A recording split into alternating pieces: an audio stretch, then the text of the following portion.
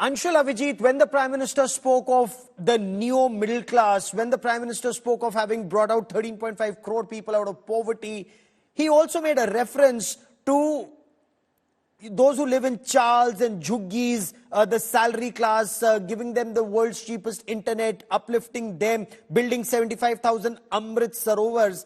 He made a point, whatever I lay the foundation stone for, I also end up inaugurating. He's referring to these people also as his Parivar Jan. Is the 2024 election becoming all about Parivar Jan versus Parivar Vad of the opposition, Anshul?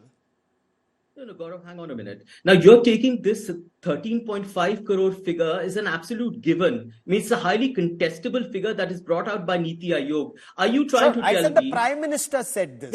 Yeah, exactly. No. The entire Prime Minister's basis rests on this 13.5 crore, which have been taken so-called out of multidimensional poverty, as Niti Aayog claims. Are you trying to tell me, or is the government trying to claim that after Notbandi, which absolutely devastated the economic landscape of this country, it was an act of sheer economic violence against the hapless people of this country, after after all kinds of other kind of things that happened, including GST, the lockdowns during Corona, the informal sector being absolutely devastated. People have actually come out of poverty. The World Bank report in 2020 says that more people have slipped into poverty. So these figures are very contestable. The most accurate barometer of poverty is the consumption expenditure survey, which you haven't had.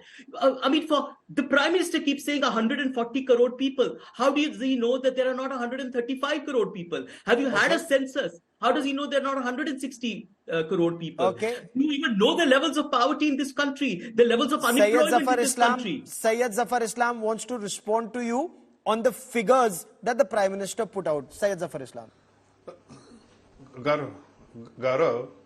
Gaurav, once again I would say that it was a fantastic speech by the Honourable Prime Minister. I'm sure that the Congress has no option but to criticize it, but it was from his heart to people's heart, and that's why he addressed every section of the society. His policy, what he emphasized, that his policy has led to 13.5 crore people coming out of the poverty and forming part of the middle class or middle class, and that is the strength he is bringing to the society. The one way to have a look at it, that whole society has become prosperous, that the entire 75 years of independence, 77 years of independence tenure.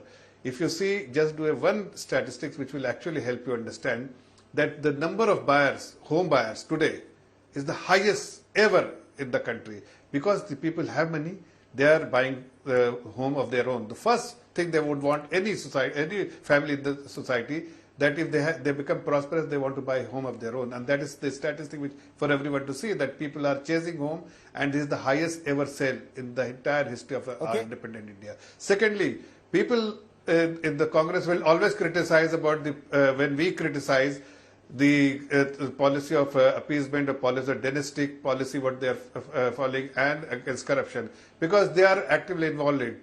But they must, like for instance, Anshul, he is the beneficiary of dynastic policy because he comes from the family who is into politics.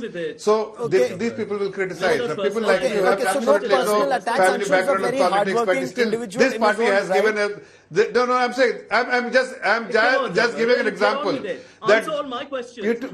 Party like